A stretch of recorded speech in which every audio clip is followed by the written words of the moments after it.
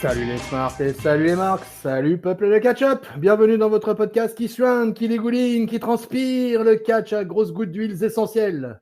Vous êtes pour la review du Raw du 22 juin 2020 qui se passe à l'accord à Hôtel Arena de Paris-Bercy devant 25 000 Français surdéchaînés. Non, je déconne, on est toujours au Performance Center.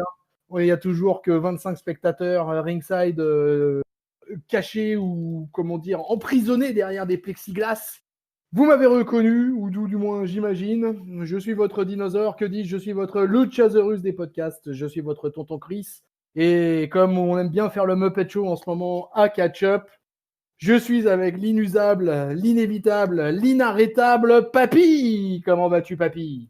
Bonjour les petits enfants, bah ça va tonton, ça faisait longtemps là, je t'ai fait quelques infidélités ces derniers temps, mais je suis content de te retrouver.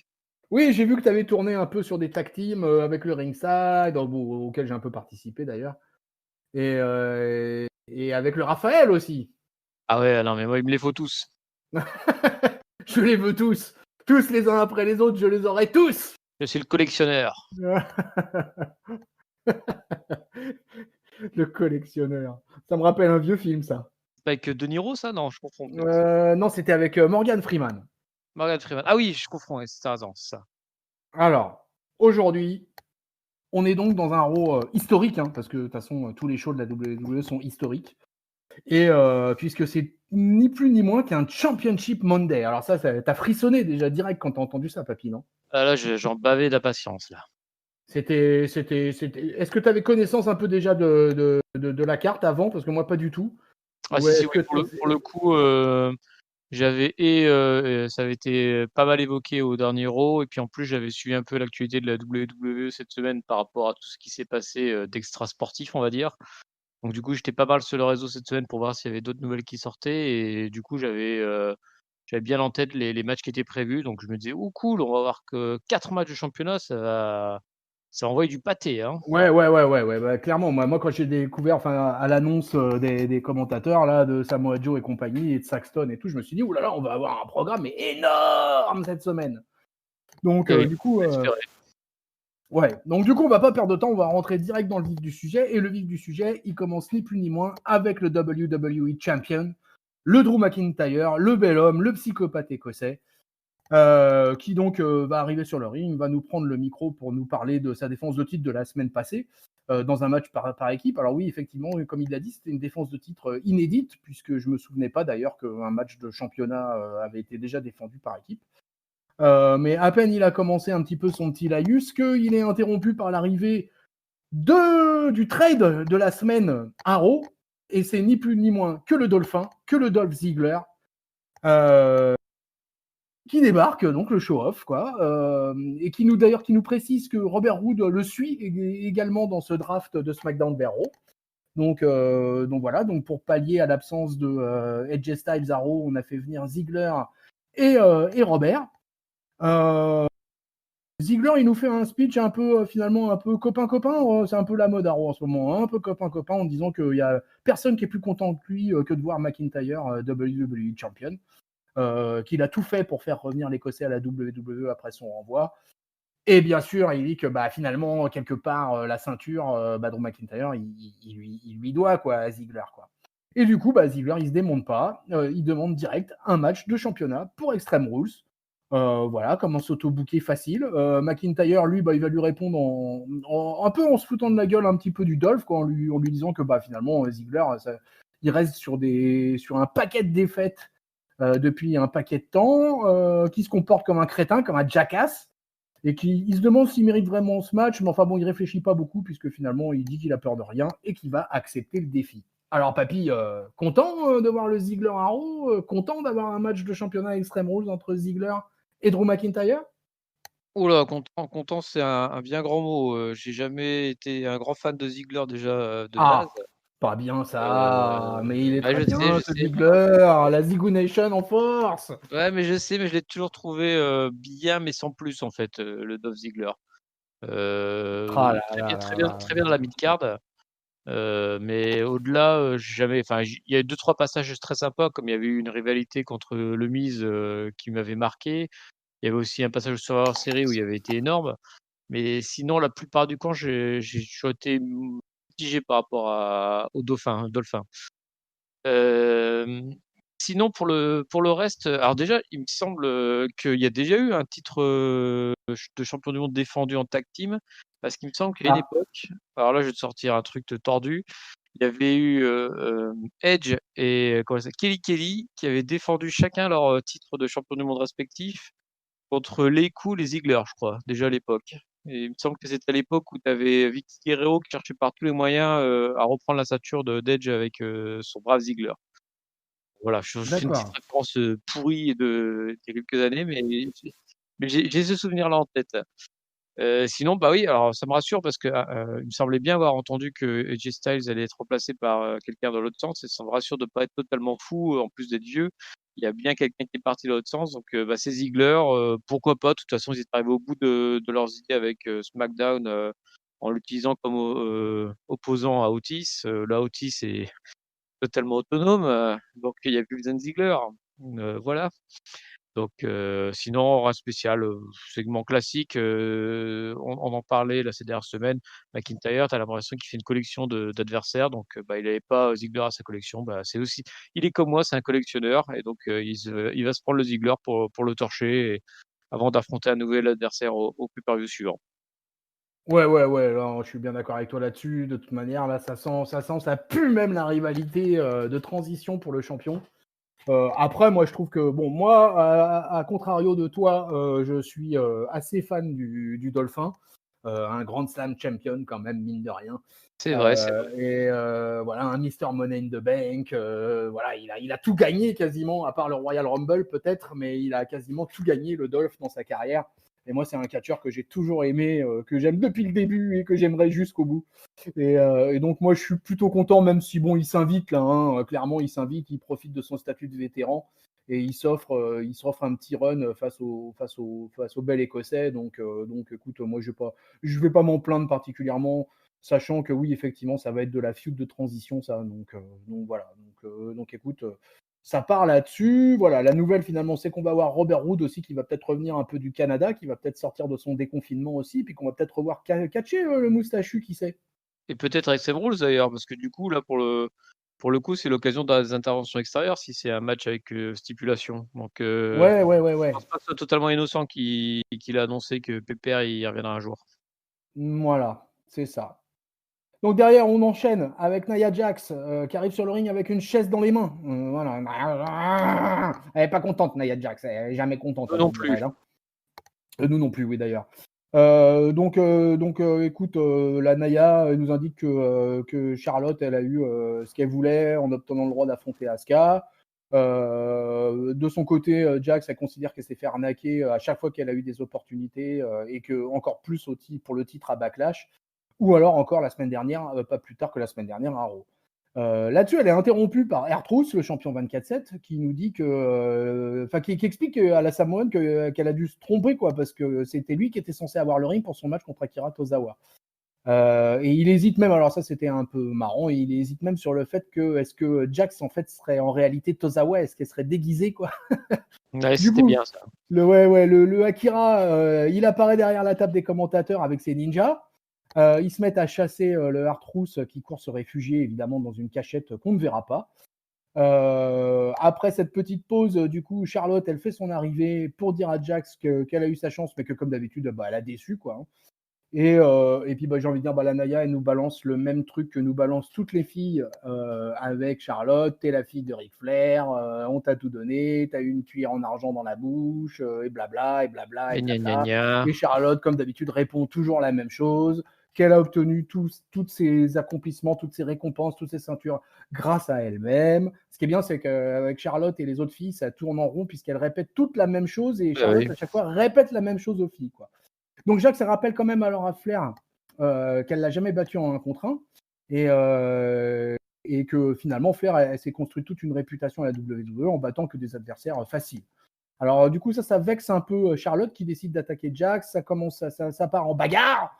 Y a un brawl qui éclate entre les deux femmes et puis il y a les officiels qui viennent les séparer. Alors voilà, qu'est-ce que tu as pensé de ce segment, mon papy là?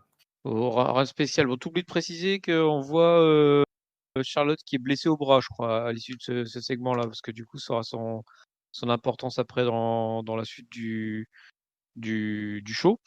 Donc ouais, sinon, franchement, un spécial, c'est malheureux, mais Nia Jax, elle est vraiment pas passionnante comme fille.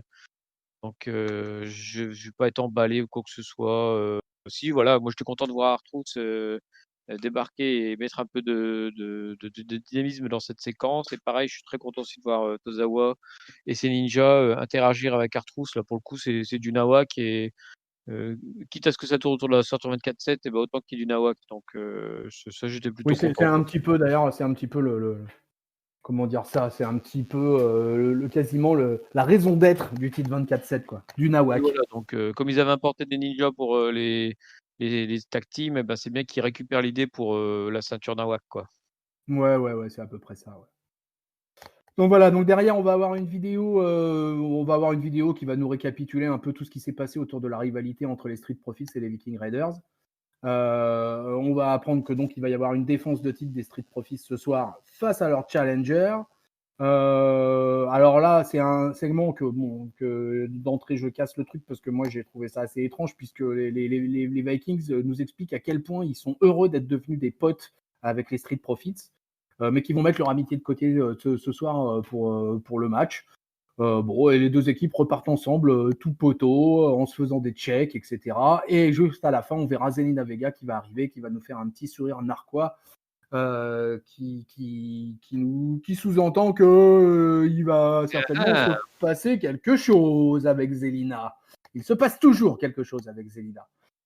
Donc derrière, on a l'Euro Tag Team Championship entre les Street Profits et les Viking Raiders. On va avoir un match pas très long, mais plutôt pas mal. Peut-être, enfin en tout cas pour moi, peut-être la meilleure confrontation qu'il y a eu entre les deux équipes depuis le début. Et on va avoir un final que j'ai trouvé magnifique, quoi, avec le cash-out des Street Profits, avec un splash de Montesford, mamma mia, quoi, vraiment superbe. Et puis post-match, évidemment, Zelina était passée par là. Donc qu'est-ce qui se passe? Je vous le donne en mille, peuple de catch-up. Angel Garza et Andrade viennent attaquer les champions. Mais qui c'est qui va venir sauver les champions? Je vous le donne de nouveau, Émile. Les Viking Raiders, bien évidemment, quoi. Donc Les copains. ils sont devenus copains comme cochons avec les Street Profits. Ils perdent le match pour le championnat. Et derrière, ils viennent faire le sauvetage des Street Profits, se faisant attaquer par les deux Mexicains. Voilà, finalement, j'ai envie de dire, tout va bien dans le meilleur des mondes dans la Tag Team Division, Arrow, mon bon papy. Oui, j'aurais pas dit ça comme ça non plus. Le match en lui-même, je l'ai trouvé pas terrible, mais presque. C'était court. Et là, là, tu dis comparé à leurs anciennes oppositions, c'était mieux, mais tu parlais de quelle opposition? Le bowling, le golf, Ouais, à peu près la tout. pêche à la mouche. Voilà, ouais, à peu près tout ce que tu viens de. Et Tu viens de effectivement, citer. en fait, Du catch, quoi. On a eu du catch, quoi. voilà, on a eu du catch. Alors le finisher est sympa, tu as raison de le préciser. Et j'ai même l'impression, alors je me souviens plus, mais le Montesfort, quand il fait son saut, et là, il le fait depuis les cordes, il le fait même pas depuis le quoi, en fait. Il arrive sur les cordes et puis un peu comme le Phenomenal Forearm, Ouais, il fait un son petit peu, splash ouais. comme ça, quoi. Donc en plus il va super haut, donc c'était super impressionnant. Et par contre, je suis déçu de la longueur du match, quoi. Tout ça pourtant, c'est pris des semaines et des semaines et des semaines. Si c'est pour que ça finisse on est tous copains et on a fait un match de 5 minutes, pour, régler l'affaire, ça me ferait vraiment chier. J'espère qu'il y aura une entourloupe derrière ou un rebondissement, quoi, parce que là, ça serait vraiment, pas intéressant, quoi. Ouais, alors peut-être je sais pas. Bon, on va espérer qu'il y ait quelque chose qui repasse. Après, concernant les Elina Boys, je suis oui, la semaine dernière, on sentait qu'ils allaient peut-être se diriger vers ça quand elle avait dit qu'elle avait marre de les voir s'affronter, qu'elle voulait les voir s'associer. C'est une bonne chose, on a besoin de heal dans l'affaire, donc en plus, c'est des bons catcheurs, donc plutôt impatients, mais à condition qu'on leur laisse, du temps de catcher, quoi, et pas 10 minutes à faire du golf et 3 minutes à faire du catch, quoi. Ouais, Voilà pour Saut. ouais, je suis assez d'accord là-dessus. Bon, derrière, on retourne en coulisses, hein. D'entrée, on peut vous annoncer, il va y avoir beaucoup de segments pendant ce Raw, backstage, etc. Donc Mais là, oui, cette fois-ci, on a le droit à un segment avec Seth Rollins, qui est avec ses disciples Austin Theory et Murphy, qui nous annonce qu'il a un message pour Ray Ray. On revoit un peu en vidéo ce qui s'est passé la semaine dernière avec l'attaque de Dominic sur Rollins.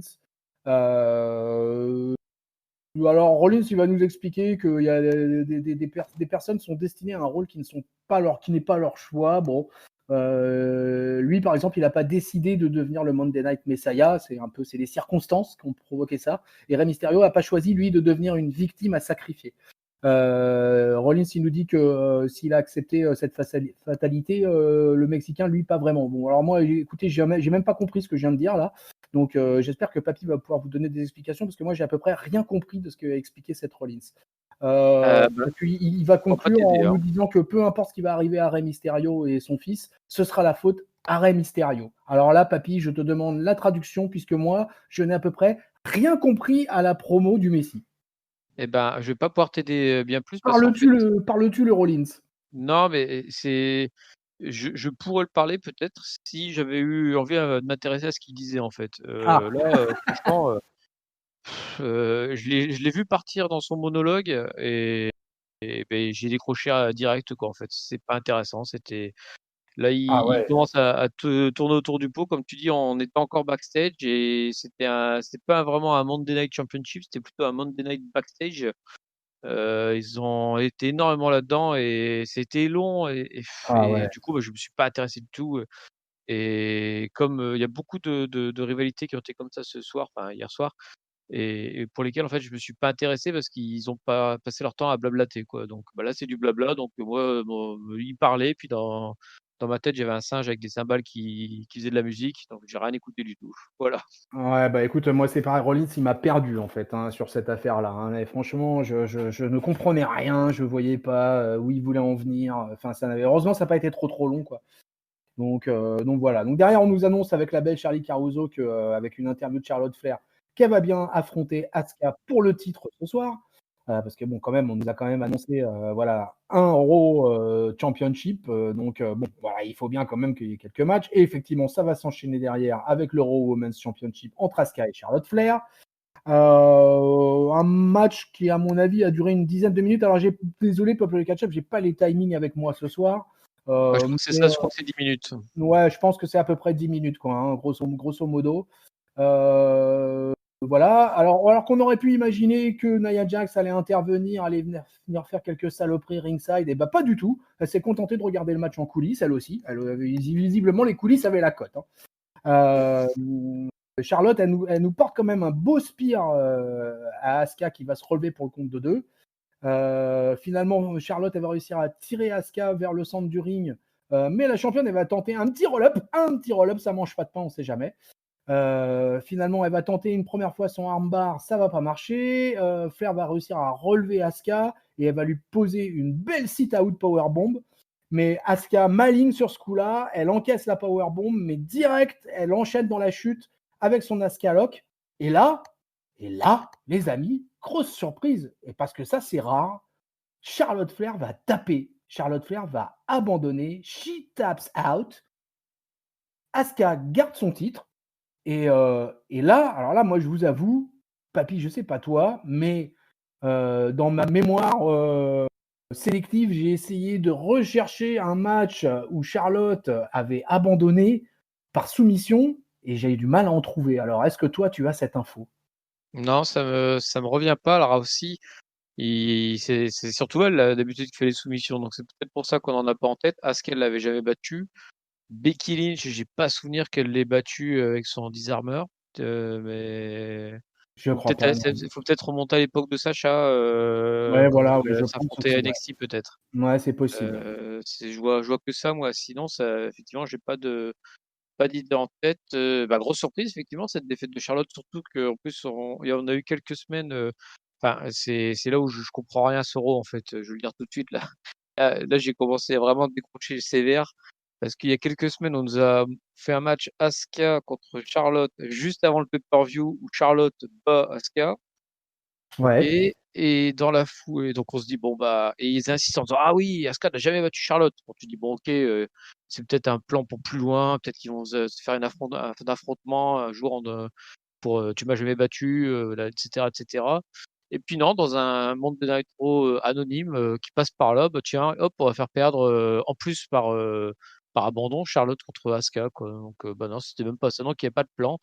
Et je pense que et du coup, je me demande s'il y a vraiment quelque chose qui se construit à la division féminine de Raw, là, parce qu'ils avaient des super cartes en main et puis c'est géré à la petite semaine. Alors, est-ce qu'il y aura une blessure de Charlotte derrière réelle qui voudrait masquer? Je suis même pas sûr parce qu'elle fait quand même un vrai match. Donc, je sais pas quoi dire. Là, je commence, ouais, ce Raw-là, il commence vraiment à m'ennuyer un petit peu là, parce qu'on a les matchs, ils ont pas de sens, ils sont courts, on a beaucoup de blabla. Ouais, bon après voilà, c'est Charlotte et Asuka, elles savent catcher, mais voilà, j'ai pas réussi à accrocher parce que ouais, je comprends pas ce qu'on essaie de me dire en fait. Ouais, c'était bizarre. Et puis alors surtout quand on a eu en plus derrière, alors là, l'intervention, on a eu de Nia Jax interviewée par Charlie Caruso. Et là quand même, j'ai trouvé quand même hallucinant parce que Nia Jax, elle nous dit que ça serait dommage que quelqu'un vienne attaquer Charlotte Flair pendant qu'elle est étendue au sol. Punchline of the week. Ah oui, D'accord, mais Nia Jax, c'est à peu près tout ce que tu as trouvé à nous top dire à la charisme. sortie de ce match, quoi. Ouais, voilà, tu vois. Donc vraiment, alors là, ça j'ai trouvé ça pauvre aussi, quoi. Mais alors vraiment, bon. Aucun intérêt, quoi. Derrière, on revoit une petite récap de la rivalité entre Randy Orton et Edge qui n'en finit pas, hein, avec les participations de Christian et de Ric Flair qui, depuis la semaine dernière, sont dans l'équation. Derrière, Edge arrive sur le ring pour son annonce. Donc, le Canadien, il va nous expliquer que comment il parle de lui à la troisième personne. Alors oui, ah oui, avant de me lancer là-dessus, je voulais te demander, est-ce que tu as bien compris comme moi que Edge, au départ, il parle d'Edge, quoi. C'est-à-dire, il parle de lui à la troisième personne, on est d'accord?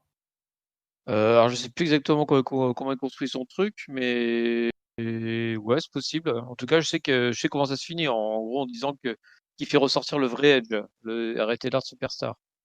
Voilà, ouais, qui va sortir. Alors moi, je sais pas si tu as lu les infos, mais il y a plein d'infos qui ont annoncé que Edge était blessé et qu'il allait en avoir pour plusieurs semaines pour se rétablir. Donc, Ah moi, j'avais lu plusieurs mois, donc c'est ça ah, toi, tu as qui lu carrément plusieurs mois. Ah ouais, moi, d'accord. j'avais OK. lu ça alors, parce qu'il s'était fait opérer d'un muscle, au niveau du biceps, un truc comme ça et que pour moi, il y avait je sais pas combien de mois d'absence, donc je trouve enfin, je m'attendais à ce qu'il soit un peu mis au frigo, mais a priori non, vu qu'il clairement, il est dans la suite de la rivalité.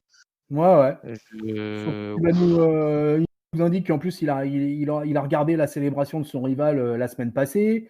Et que bon, même s'il est déçu par le résultat du match à Backlash, ça a réveillé en lui quelque chose qui dormait depuis trop longtemps.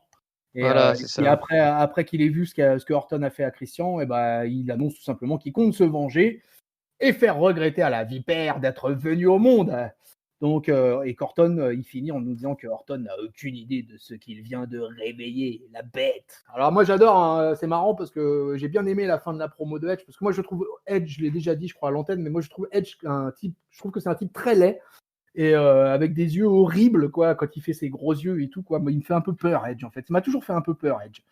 Et donc, quand il a balancé sa punchline à la fin en disant que Orton n'avait aucune idée de ce qu'il venait de réveiller, bah moi, ça m'a vachement plu.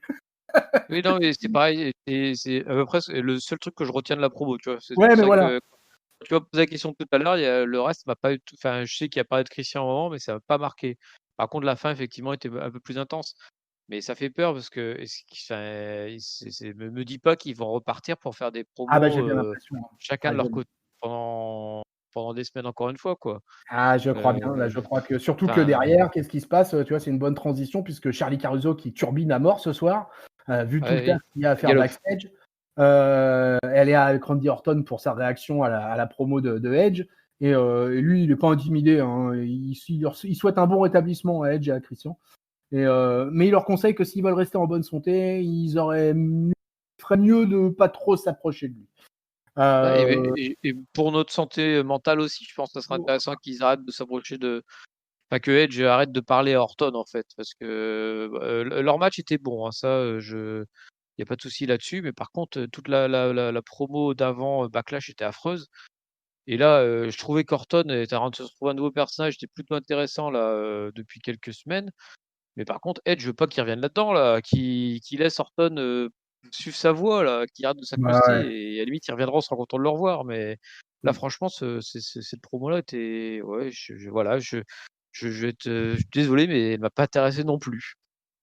Ouais, là. Et surtout que Charlie Caruso, elle reste backstage et qu'elle continue, puisque derrière, elle va retrouver Charlotte Flair, qui est pas contente d'avoir perdu contre Asuka, mais à peine elle a commencé à sortir son blabla que Nia Jax va venir l'attaquer par derrière en attaquant le bras qui était déjà blessé de Flair et sur lequel elle va renverser une poubelle. Je trouve que ça situe à peu près bien le niveau de la rivalité entre Nia Jax et Charlotte.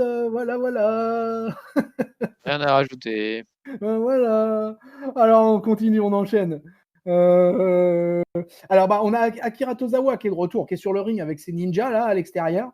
Et on a notre champion 24/7, 48 Internet European Championship qui arrive pour le match. Mais ce match, en fait, il va jamais débuter puisqu'il va y avoir, alors on ne sait pas pourquoi, hein, cherchez pas, nous demandez pas Purple Catch-up parce que je pense que ni Papy ni moi-même n'avons l'explication, mais Bobby Lashley va décider de s'attaquer à R-Truth, va lui porter une full Nelson. D'abord, je crois que dans la chronologie, ils vont d'abord défoncer quelques ninjas, et Oui. après, Lashley va porter une full Nelson à R-Truth. Et en fait, il va porter la full Nelson et il va se barrer, quoi. Voilà, le duo avec MVP va quitter le ring. Et Tozawa, qui lui a échappé un peu à la folie meurtrière de Lashley envers les ninjas, s'est planqué sous le ring. Et il n'est pas fou, le Tozawa, puisqu'il va sortir de sous le ring et il va voir une opportunité en or, puisque R-Truth est en mode Jésus au milieu du ring. Et il va aller se dépêcher d'aller faire le tombé. Et on a donc un new champion avec Akira Tozawa, qui est le 24/7 champion. Alors, Papy, Changement de champion. changement de champion. We got a new champion. Alors, heureux de voir Akira Tozawa en champion 24/7, lui qui est un ancien champion cruiserweight à la base. Oui, non, mais pour moi, je suis très heureux, en fait, de voir Tozawa champion 24/7 parce que je trouve que ça ouvre, au moins pour quelques semaines, pas mal d'opportunités. Le fait qu'il soit avec une bande de ninjas, dont un ninja qui fait 3 mètres de haut. Je pense que s'ils se décident à creuser le sujet, ils peuvent faire, des segments marrants sur quelques semaines là, pas sur 2 ans, mais sur quelques semaines surtout. Enfin, ils continuent leur délire, ça fait bien, ça fait des respirations dans le show, surtout quand il est lourdingue comme aujourd'hui. Par contre, ouais, l'attaque de Lashley sur, Truth, en fait, je pense que c'est par rapport à la semaine dernière, vu que R-Truth avait plié, MVP dans le match, tag team Ah main oui, t'as event. raison, ouais. T'as Je raison. pense que c'est une vengeance par rapport à ça. On verra qu'ils ont d'autres plans après derrière, les cocos, mais voilà, à la limite, c'est peut-être un des segments qui m'a moins dérangé du show parce que, comme je te dis, Tozawa récupère la ceinture et part dans son délire. En fait, ça a croisé 2 histoires, en fait, et Lashley, lui, continue à être le mec qui démolit à peu près tout sur son passage, surtout que sa défaite contre Drew était pas non plus trop méchante, vu qu'il avait été distrait par Lana. Donc il continue à rester très, très fort et bah, voilà, moi c'est le genre d'interaction qui est utile pour le show, pour le coup. Ouais, ouais, moi c'était pas mal. Moi, je suis plutôt client pour l'instant de l'histoire avec les ninjas. Et puis avec donc c'est un Nigérian là, le fameux ninja de 3 mètres là. Mmh. Et lui, je suis curieux de voir un peu ce qu'il va donner à l'avenir. J'ai vu quelques vidéos de lui sur YouTube et ça a l'air d'être un putain de sacré géant de folie. Maintenant, reste à savoir ce qu'il va donner véritablement dans le ring. Mais en Va tout falloir cas, sa souplesse, hein. moi c'est un petit clan qui m'intéresse. Moi, je suis toujours. Moi, je fais partie des gens qui sont assez clients de toute façon des clans en général. Donc finalement, bon, ils ont créé un clan de ninja, pourquoi pas. Et écoute, on va voir ce que ça va donner sur la suite. En tout cas, il leur donne de l'exposition. Ils donnent le titre 24/7 à Tozawa. Donc ça veut dire qu'ils ont quand même l'intention d'en faire quelque chose. Donc c'est plutôt pas trop mal pour la suite. Ouais, je pense que pour Euh, habiller un peu, c'est bien ça. ouais. Ouais. Alors derrière, on a Charlie Caruso qui s'est mis un peu en télétravail et c'est Sarah Schreiber qui débarque pour interviewer Natalia. Voilà. Ouh! Elle est comme Charlotte et Naya, elle répète tout le temps la même chose. Donc elle nous dit qu'elle est une pionnière, qu'elle est la leader de la division féminine de Raw. Elle dit ça à chaque fois qu'elle revient à Raw. Et elle nous annonce que justement elle a une annonce à faire qu'elle nous communiquera après son match contre Liv Morgan. Et donc là, on a the match of the week puisqu'on a, mesdames et messieurs, sous vos applaudissements, un Natalia versus Liv Morgan. Et alors Mmh. Natalia va arriver accompagnée par qui? Par Lana. Ouh, chérie en Ouais. Donc alors là, on va avoir un match qui va durer moins de 3 minutes. Morgan va tenter un ou deux trucs, dont son fameux head scissor, mais parce que Lana sera venue faire une petite distraction, mais ça suffira pas. Natalya, elle va porter son shock block, et après, elle va enchaîner avec son sharpshooter pour la victoire, suite à l'abandon de sa rivale. Et là, eh ben écoute, la promo juste avant le match, elle nous annonce qu'elle va faire une annonce après son match, mais il s'est rien passé après son match. J'ai pas rêvé, hein. Ou alors j'ai Non, eu une version coupée, cutée de Raw. Mais non, est-ce non, qu'elle a dit quelque chose? il s'est rien passé ensuite, mais je pense pas qu'elle ait dit ça comme ça, en fait. Je pense qu'elle a dit un truc genre: «J'allais annoncer quelque chose, mais du coup, comme vous m'avez pas prévu en interview, bah, j'annoncerai pas parce que de toute façon, j'ai un match tout de suite». Et à mon avis, l'annonce qu'elle voulait faire, mais qu'elle a pas faite parce qu'on lui a pas demandé de l'annoncer, ça serait qu'elle s'associe avec Lana. Je vois que ça comme ça, quoi. Mais Ouais, c'est pas parce que je comprends ça comme ça que c'est plus intéressant, hein. ouais. Lana qui se transforme en manageuse de Natalya. Bon, écoute, là, ils doivent plus trop savoir quoi en faire de Lana de toute manière, donc du coup, Oui, c'est un peu ça, quoi. Donc voilà, c'est un donc peu le moins ça, qu'on c'est un puisse peu dire, hein, triste. c'est que le match aura été expédié et n'aura absolument aucun intérêt, quoi. Donc, si vous n'avez pas encore vu Raw, vous pouvez déjà prévoir du fast forward sur ce segment, les amis. Bah, c'est la low card, en fait, de la division féminine. C'est un Oui, peu comme, voilà, ouais, ce qui se c'est passe sur ça. SmackDown avec, Mandy Rose et Sonya Deville. Après voilà, là, je préfère encore, Liv Morgan à Mandy Rose, donc j'ai en fait, je veux pas espérer qu'elle progresse parce que je pense que c'est vraiment trop compliqué, parce que là, ils font pas de house show ni rien, donc elle répète pas les matchs. Donc en plus contre Natalya avec Lana, enfin bref, c'est pas engageant comme affaire. Ah ouais, non, ouais, non, c'est pas engageant. Ouais. Ça, c'est sûr que ça fait pas rêver un lundi soir, hein. Bon, on retourne avec Charlie Caruso, hein, qui n'arrête pas de Ta bosser ta ce da soir. ta da ta da! Et donc cette fois, elle est avec le Big Show, qui donc, lui, qui nous parle un peu des ninjas, quoi. Il a Oui. constaté que les ninjas, ils envahissaient Raw, et il avait constaté la destruction de la semaine dernière. Euh, il nous indique qu'il va se montrer sans cœur ce soir en allant sur le ring, qu'il est un géant énervé. Alors là, ça fait toujours peur, hein, quand le Big Show nous annonce qu'il est un géant énervé. On connaît souvent la suite. Derrière, on a Ric Flair. Alors, le papy Hall of Famer, double Hall of Famer, est sur le ring, et il nous explique que sa fille va prendre sa revanche sur Nia Jax dès son retour. Il nous dit qu'il est présent ce soir pour présenter le plus grand performeur de l'histoire de la WWE en la personne de Randy Orton. Donc Flair va nous déballer tout un tas de louanges à propos de son ancien coéquipier d'Evolution. Il dit que c'est le plus grand performeur, le plus dominant de l'histoire, que voilà, enfin, en fait, il nous fait un déballage, voilà, que de compliments sur le Orton. Orton, il va prendre la parole pour nous dire après tout ce qu'il a fait à Edge et Christian. Mais à ce moment-là, il y a le Big Show qui va venir les interrompre et qui va pas laisser le temps à Orton et Flair de se glorifier. Et il vient tout simplement nous indiquer qu'il compte bien venger Edge et Christian. Alors on ne sait pas d'où ça sort, mais ni pourquoi, mais voilà, le géant a décidé tout simplement de venger les deux Canadiens. Alors il explique qu'il avait du respect pour Flair, mais que bon, c'est plus ou moins terminé. Il dit que Orton, il manque de motivation et d'autodiscipline pour être le meilleur. Bon, d'accord. Il nous fait savoir qu'il va s'occuper d'Orton avant que Edge fasse son retour.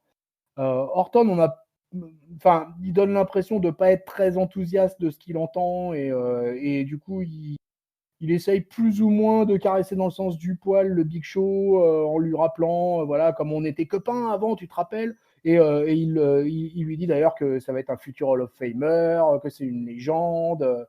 Mais bon, Orton, c'est Orton. Donc à la fin, quand même, il redevient un peu menaçant, quoi. Et il dit à Big Show, fais gaffe à tes fesses parce que tu pourrais subir le même sort que les deux autres. Évidemment, le Big Show, il a pas peur, il défie Orton. Et qu'est-ce qu'il dit Orton, Orton, il quitte le ring, en fait.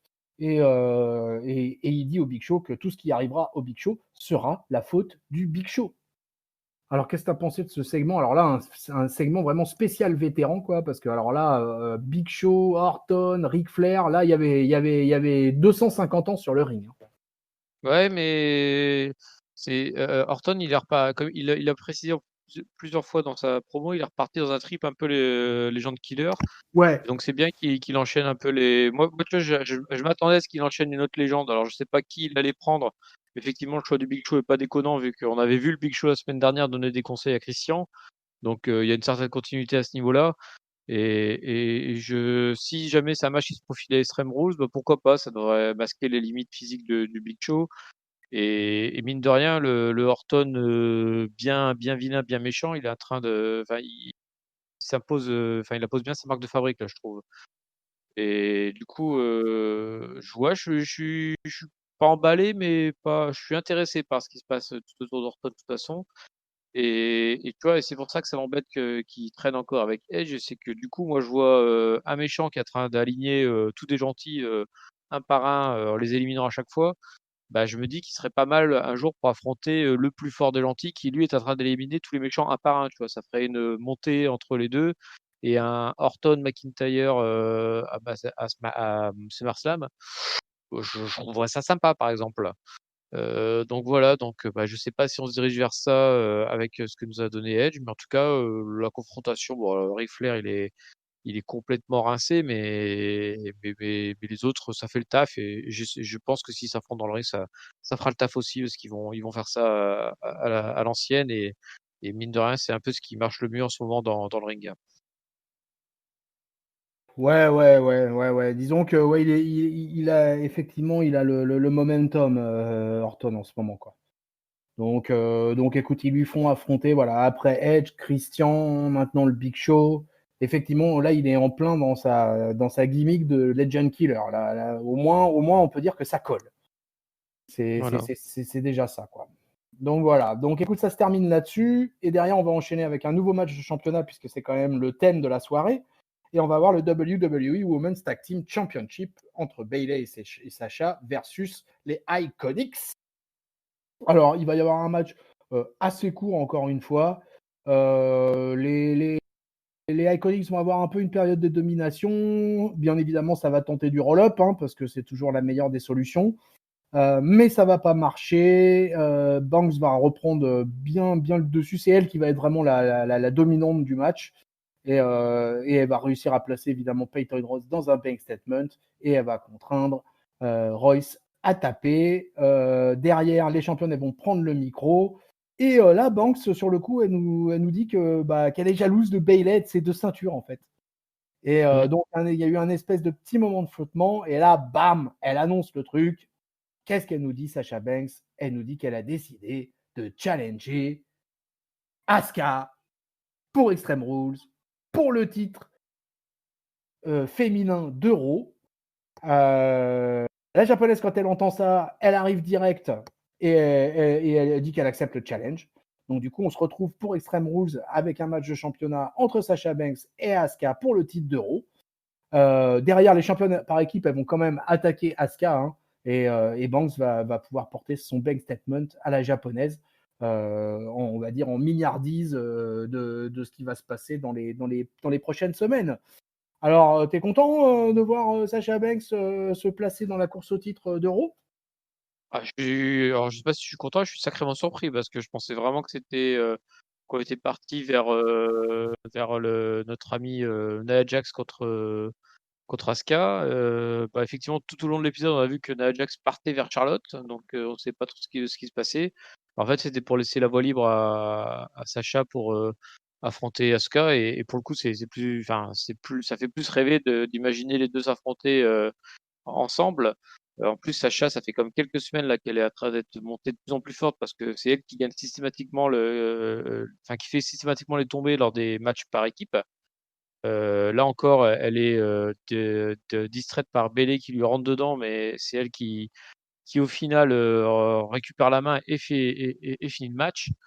Donc bah oui, c'est plutôt plaisant, à imaginer, même si pour le coup, ça tombe un peu de nulle part là. J'ai pas trouvé super bien amené en fait le suspense de Sacha versus Asuka là. J'aurais plus. C'était pas joué avec assez de subtilité, j'ai trouvé. Bon, sinon Ouais. voilà, c'est pas non plus on leur demande pas non plus d'être à un niveau d'une pièce de théâtre. Hein. L'essentiel c'est qu'elles envoient dans le ring. Et j'ai bon espoir que ce soit le cas à Extreme Rules entre ces deux madames qui, pour le coup, bah, là on voit vraiment qu'il y a peu de filles en qui ils ont confiance au niveau du roster féminin. Hein. C'est-à-dire que tu as eu Charlotte qui s'est baladée sur les 3 rosters pendant des semaines. Là, c'est Bayley et Sacha qui se battent partout, qui donc elles ont les ceintures tag team. Bayley championne SmackDown, Sacha est challenger chez Raw. Enfin, au niveau des filles en qui ils ont confiance dans le roster féminin, tu as Charlotte, Bayley, Sacha et Asuka, c'est tout. Hein. Il n'y a que ces 4-là, je pense. Hein. Ouais, c'est un peu ça, ouais. Ouais, c'est un peu le problème de la division féminine, de toute façon, à la WWE, hein, de manière générale, quoi, on va dire, quoi. Mm. Ouais, donc écoute, écoute, la suite, hein, voilà, la suite au prochain numéro, comme dirait l'autre, hein, et en tout cas, Sasha Banks se pose directement dans la title picture d'Euro. Voilà, sans que ça pose de problème. Elle bénéficie de la wild card rules, quoi, en fait. Hein. C'est un Ouais. ça, quoi. Puis comme là, c'est ceinture tag team, elle peut se balader sur tous les shows, donc Oui, je oui, pense que voilà, c'est ouais, aussi qui fait qu'elle ouais, puisse se proposer. Mais par ouais, contre, ouais, ça fait, enfin, tu vois, toutes les filles qu'on voit pas là, chez Raw, il y a comme donc Nia Jax qui était challenger numéro 1 qui disparaît. Tu as Shayna Baszler qui est enterrée on ne sait où, avec ah, elle a notre ami disparu, ouais. Bianca Belair qui a été promue de NXT pour disparaître dans la foulée. Ouais, ouais, ouais, ouais, c'est marrant, hein, ces Euh, filles-là, elles sont portées disparues, quoi. Belair, pardon, et Shayna Baszler, c'est assez incroyable. J'ai pas d'explication, hein, sur le fait qu'elles aient disparu comme ça, mais alors, je préfère Sacha à ces filles-là, mais pour le coup, s'il y avait quelque chose à construire, on pourrait peut-être leur laisser une chance de se construire un peu, c'est quand même. ah, mais Elles sont pas moi, encore totalement cramées, quoi. je suis bien fan de Bianca Belair et je suis bien dégoûté de plus la voir, quoi. Je sais pas pour quelle raison elle est plus là, mais en tout cas, c'est bien dommage, je trouve, quoi. Mais enfin bon, en espérant qu'elle revienne. Bon, derrière, écoute, mon bon papy, on va passer notre temps au backstage, hein, ça sera un peu notre soirée, hein. On va leur demander Oui, d'ailleurs à Locast qui nous passe des chaises, hein, et puis qu'on puisse s'installer là-bas directement, hein, parce que c'est là-bas qu'il se passe on le plus verra de trucs. Charlie courir dans un sens et puis dans l'autre. Ouais, ouais, enfin moi je veux bien courir après Charlie dans un sens et puis dans un autre, hein, ça ne me poserait pas problème. Mais là, c'est pas Charlie qu'on va trouver, c'est Sarah Schreiber de nouveau, qui est à côté de Bobby Lashley et de MVP, qui vont nous expliquer que c'est de la faute de R-Truth s'il est plus 24/7 champion. Et MVP, il est surtout là pour nous dire qu'il est prêt à aider Apollo Crews si celui-ci est d'accord. Et parce que grâce à lui, Crews pourrait devenir le meilleur champion US de l'histoire. Rien que ça. Après, on reste en coulisses. Cette fois-ci, on va retrouver Liv Morgan qui a encore bobo de son match face à Natalia et qui se remet difficilement du sharpshooter. Elle va croiser Ruby Riott. Et donc, du coup, elle ne veut pas parler avec son ancienne copine, quoi, avec qui elle a eu un passage où elles sont devenues C'est ennemies. pas le moment. Alors, ouais, voilà, c'est pas le moment, ouais. Et on sait pas trop. Alors, on sait pas trop, du coup, si Ruby Riott, elle est venue pour faire la paix ou si elle est venue pour se remettre un peu sur la tronche avec Liv Et Morgan. puis, on s'en fout. Et puis, Faut le ouais, dire des choses. oui, à vrai dire, tout le monde s'en fout, quoi. Et moi, je crois que pour le bien des deux, il faudrait peut-être mieux qu'elles se remettent en équipe et qu'elles aillent un peu taquiner pour la course du Tag Team Division féminin, parce que je vois pas trop quel est leur avenir en individuel à toutes les deux. Bah, je Euh, pense que c'est ce qui va se passer. Hein. ouais, En ouais, je plus, crois aussi. vu Hein. que Natalia est avec Lana maintenant, on peut imaginer qu'elles vont se mettre à 2 contre 2.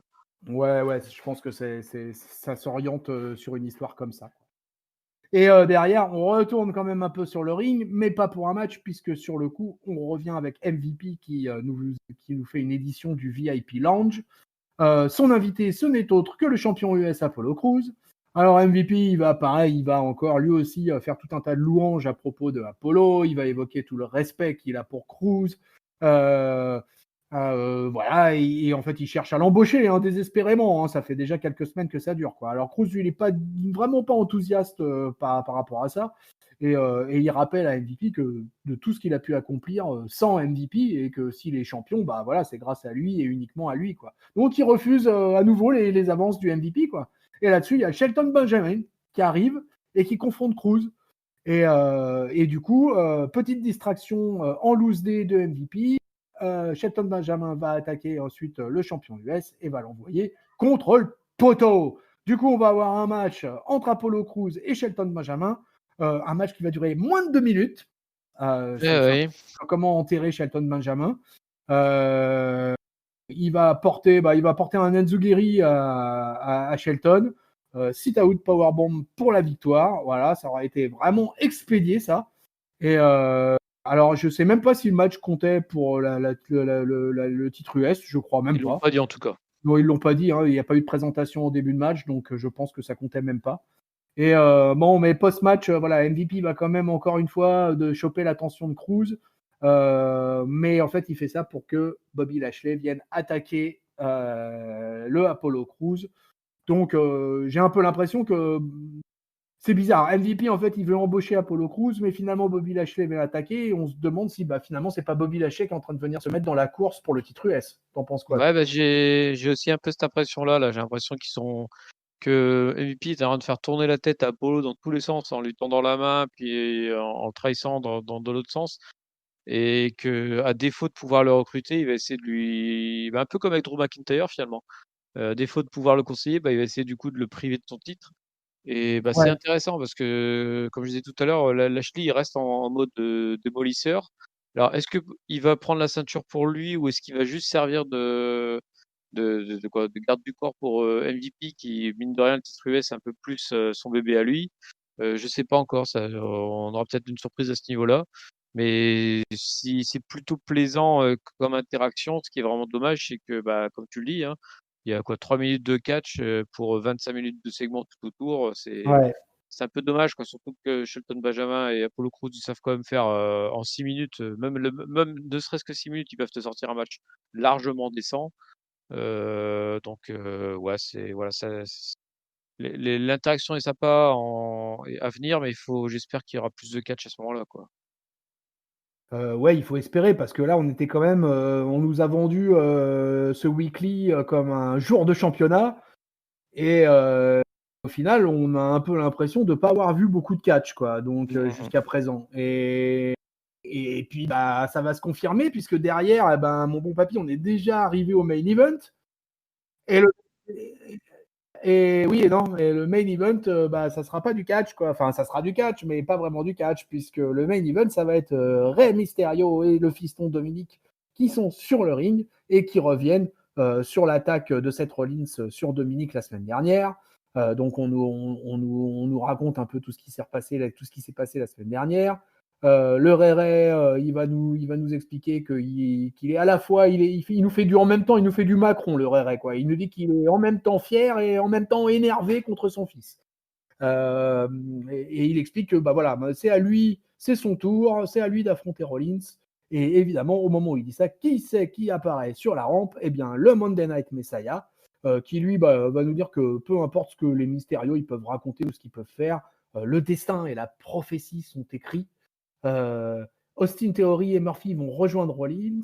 Alors à ce moment-là, il y a un moment, enfin en tout cas me concernant, j'ai eu un petit moment de flottement puisque Dominique il se place derrière son père. Oui, je suis d'accord avec toi. Et là, j'ai eu un moment où je me suis dit est-ce que le fiston va attaquer papa? Mais bon non, finalement non, parce qu'il y a Humberto Carrillo et Aleister Black qui viennent, qui débarquent et qui s'en prennent à Murphy et à Theory. Ça part en bagarre générale. Mais il y a un moment où Rollins il va se retrouver un petit peu seul. Les Faces vont en profiter pour le traîner vers les escaliers. Et ça semble un petit peu lancé pour la fameuse vengeance œil pour œil qu'avait annoncé Dominique. Mais Murphy et Theory vont venir faire le sauvetage, empêcher le massacre de l'œil du Messie. Murphy et Theory ils vont choper Rey Mysterio. Et c'est Rollins qui va vouloir cette fois-ci coller l'œil de Dominique contre l'escalier. Mais le jeune Mysterio va se battre jusqu'au bout. Et finalement, c'est Black et Carrillo qui vont réussir à faire le sauvetage de Dominique pour empêcher le Messie de crever l'œil de Dominique Mysterio. Voilà, et ça se termine là-dessus. Voilà. Moi, en fait, comme souvent quand ça se termine comme ça, les Raw ou les SmackDown, moi, à chaque fois, en fait, je termine dans la frustration et je me dis, ah, ça y est, c'est fini. Ah, ça y est, c'est fini. Ah, ok, d'accord. Ok, c'est fini. Donc, on n'a même pas de match. On revoit même pas notre bel homme champion pour au moins un petit match de championnat du titre suprême à la fin du Raw. Non, non, on termine sur une histoire de je vais te crever un œil, à toi, à moi. Et voilà comment se termine ce Raw du 22 juin. Alors, mon bon papy, qu'est-ce que tu as pensé de ce main event avec plein de guillemets? Ouais, je suis d'accord avec toi, en fait, sur le choix du segment en main event, je suis pas forcément convaincu que c'était le meilleur. Effectivement, il y a eu un moment où moi aussi j'ai douté quand Dominique s'est placé derrière Papa, alors que oui, Rollins avait l'air de donner l'impression de gagner du temps, en attirant le regard de Mysterio, donc on s'est dit: «Ah, ah, ah, ah» et non et en fait, il se passe pas grand chose. Le segment est pas mauvais en lui-même, mais il est pas digne d'un main event, en fait, finalement, parce que vu que tu as même pas cette, tu pas de surprise, tu as pas de twist, tu as pas de, tu le ça se finit en bagarre, mais il y a pas de conséquences parce que finalement, bah, tout le monde repart à peu près, comme il est arrivé. Voilà, ça aurait été un bon segment de milieu de show, quoi, c'est dommage, il se retrouve en main event. Donc, en même temps, il est un peu à l'image du reste du show, en fait. Enfin, on va venir à notre bilan du show, mais c'était pas un bon show, quoi. Donc, globalement, le main event, il a un peu, et le fait qu'il soit là, bah, c'est un peu l'image du reste, quoi. Ouais, c'était un peu ça, quoi. Donc voilà, c'est ainsi que se termine ce Raw du 22 juin. Donc, mon bon papy, tu connais la procédure. Il va falloir que tu te formes de ton top, flop et notes. Ouh, alors là, c'est compliqué, très compliqué, heu, parce que j'ai plein d'idées de flop, j'ai pas d'idées de top, donc du coup, il va falloir que je trie un peu. Non, bon, alors le flop, on va dire simplement, c'est, je veux dire, la publicité mensongère, vu qu'on nous a annoncé un championship, Raw, donc effectivement, il y a eu la partie championnat, vu qu'il y avait des ceintures, mais par contre, il y a pas la partie, combat, il y a pas de match finalement, parce que c'était tous les matchs ont été torchés à la vitesse grand V et comme tu disais si bien, on a passé plus de temps backstage que dans le ring, donc c'est carton, orange bien foncé, quoi, donc voilà, publicité mensongère en flop. Mon top, je vais mettre un petit j'hésite. Je ça allez, je vais faire dans l'original parce que je suis pas sûr de pouvoir le donner souvent, ce top-là. Je donne un top à Akira Tozawa qui prend le titre 24/7 parce que ça ouvre quelques opportunités. Je suis aussi satisfait de Lashley MVP, mais je le donne à Tozawa parce que je suis pas sûr de pouvoir lui donner toutes les semaines à celui-là. Et ma note, bah, c'est pas un bon show, hein. Je sais pas, il y a pas grand-chose à sauver. Je vais être méchant, ça me fait mal au cœur d'être méchant, mais en même temps, c'était tellement bien parti à Backlash que là, je retombe un peu là depuis quelques temps et donc je vais donner un 1,5 comme note, Mmh. parce que voilà, je suis pas satisfait, voilà. Je finis ce show, je ne suis pas satisfait. Je pense que ça résume bien Pas mon état content. d'esprit en regardant Raw. Ouais, bah, je te comprends bien parce que j'ai pas terminé dans un très, très bon état d'esprit moi aussi, hein, de toute manière, hein, parce que franchement, j'ai été hyper déçu. Alors comme toi, voilà, on nous annonce un championship day, quoi, un championship Monday et au final, oui, effectivement, quelque part, ils ont pas menti. Effectivement, on a eu plusieurs matchs pour des titres, mais v'là la qualité des matchs, v'là le temps qu'ont duré les matchs. C'était à part le Asuka Charlotte que je sortirais un peu du lot. Tous les autres matchs, je les ai trouvés vraiment, si ce n'est moyens, voire très mauvais, quoi. Et puis, bah, moi, ne pas voir Drew juste au tout début pour le segment avec Ziggler et puis le voir après disparaître comme ça derrière, j'ai trouvé ça assez dommage. Surtout que lui qui tient le show du lundi quand même depuis des semaines et des semaines et qui le tient plutôt bien à mon goût, bah, finalement, c'était décevant de ne pas le voir plus, quoi. Mon flop, je vais le donner à Nia Jax. Parce que, alors vraiment, mais je la trouve d'une nullité. Mais alors, déjà, elle est dangereuse dans le ring. Et là, franchement, alors, lui donner du micro pour nous balancer toujours la même chose, toujours le même truc par rapport à Charlotte. Vraiment, j'aimerais bien un peu d'inventivité par rapport à ça. Et là, c'est vraiment pas avec Jax qu'on va en avoir. Et puis alors, vraiment sa réaction après le match entre Asuka et vraiment, alors là, moi j'étais atterré, quoi. J'ai dit mais qu'est-ce qu'elle raconte, quoi. Quand elle dit que ça serait dommage que quelqu'un vienne attaquer Charlotte pendant qu'elle est étendue au sol, mais surtout que pour cinq Et six puis elle y minutes va plus pas. tard, elle y va pas et 5-6 minutes plus tard, on l'a juste Qu'est-ce histoire de rentrer un peu en rivalité avec toi, mon papy. Voilà, parce que ça me fait plaisir de voir Ziggler là, mais ça va pas plus loin que ça, hein, les amis. Hein, pensez pas que c'est un top. C'est parce qu'en fait, j'ai rien à dire de bon sur ce show. Et il y a vraiment rien qui m'a plu, il y a rien où ça m'a fait lever un œil. Moi qui adore Rey Mysterio et tout ça, le segment de la fin, j'ai trouvé ça, mais sans aucun intérêt. J'ai trouvé ça triste d'avoir ça en main event, quoi. Moi, ça m'aurait bien été en milieu de show, quoi. Ça aurait été parfait. Moi, j'aurais voulu un match à la fin, ou alors qu'on fasse un Apollo Crews versus Shelton Benjamin pour le titre US. Un vrai match, quoi. Parce qu'au final, Crews et Benjamin, ils ont eu 2 minutes. Donc, je n'ai pas compris ce choix-là, ce choix de match là aussi court, quoi. Quel était l'intérêt là? Franchement, je n'ai pas compris, quoi. Et puis, bah, ma note, oh là là là là. Toi, t'as mis 1,5, papy? Ouais, par contre, juste, j'ai une petite coupure, j'ai pas entendu ton top, en fait, ça a un petit peu Ah, coupé ah, après ton d'accord. Ah, top. bah, mon top, c'était juste pour t'emmerder. En fait, je l'ai Et donné à Ziggler. d'accord. Bah, effectivement, ça m'emmerde, je te le Ouais, dis. voilà, ouais. C'était comme ça. Mais j'expliquais après que je le mettais à Ziggler juste parce que ça me fait plaisir de le voir trade à Raw. Et puis qu'il s'attaque direct au moins, lui, il a des coronesses, le Dolph. Direct, il s'attaque au titre suprême dès son arrivée à Raw, quoi. Donc, et puis parce que c'est ce que j'expliquais qu'en fait, il y avait rien dans ce Raw, quoi. J'arrive même pas à tirer un Oui, vrai top, c'est tu vois. c'est faute de À la combattant, rigueur, quoi. pour moi, le meilleur match de la soirée, à la rigueur, ça a été Asuka versus Charlotte. Mais sorti de ça, il n'y a rien, il n'y a rien, il n'y a rien, il n'y a rien. J'arrive. Alors toi, Mmh. tu as mis 1,5. Bah, je crois que je vais pas mettre plus que toi. Je crois que je vais me rejoindre à ton avis et que moi aussi, je vais mettre un 1,5, quoi. C'est triste, hein. C'est triste, hein. Après le SmackDown de la semaine dernière, et là, on se retrouve avec un Raw encore d'une qualité. Mais je trouve que ça baisse de show en show là, À les l'image des ratings. depuis je sais pas ce qui se passe là, ils ont et c'est marrant parce qu'ils ont vraiment fait un super pay-per-view où ils avaient enfin, super pay-per-view, dans les conditions qu'on connaît, hein, je veux dire. Mais pour le coup, ils sortaient du lot, de manière positive et puis là, ça retombe, de plus en plus lourdement. Puis tu as pu enfin, avant, tu as même pas eu de fil rouge sur ce rôle-là, tu vois? D'habitude, tu as toujours un fil rouge quand même avec des trucs, qui te font monter en sauce le main event. Là, si, tu as eu l'interview de Rollins, mais comme on l'a dit, on n'a rien compris. Donc ça nous a rien fait monter du tout, quoi. C'est ouais, Ah ouais, c'est pas de bizarre. hype là, hein, ça c'est clair, hein, ouais, c'était vraiment. Enfin, moi j'ai été vachement surpris, hein. Je t'avoue que je m'attendais pas vraiment à ça là. Et que quand ça a été annoncé, bah, sur le coup, tu dis ah, il va y avoir plein de matchs de championnat et tout. Ah ouais, bah, grosse ambiance ce soir à Raw. Et puis bah, en fait, ça a fait pchit, hein, la petite affaire, quoi. Mmh. Vraiment grosse, grosse déception, quoi.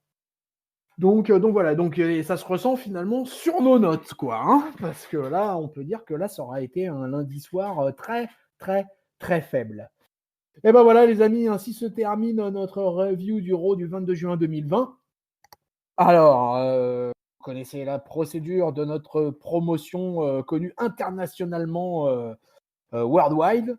Donc, vous pouvez retrouver Catch-Up d'abord sur tous les bons réseaux sociaux, ou mauvais, c'est comme vous voudrez d'ailleurs, hein, Facebook, Twitter, Instagram, sur le site officiel de Catch-Up, parce que oui, il y a un site officiel, hein, catchup.lepodcast.fr.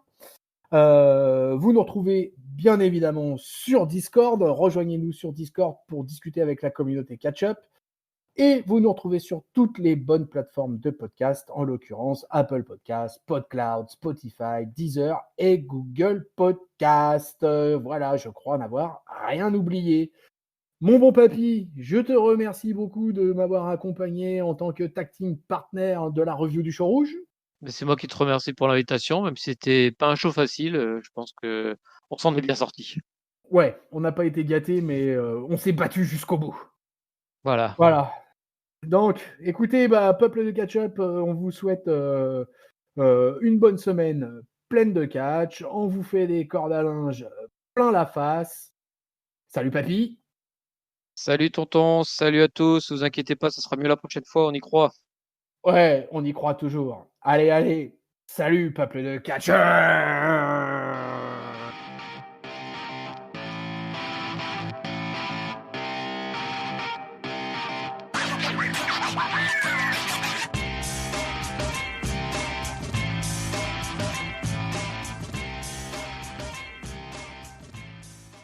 Bon, la semaine prochaine, si on n'a pas un show à minimum 2,5, je propose qu'on fasse une grève sur le tas.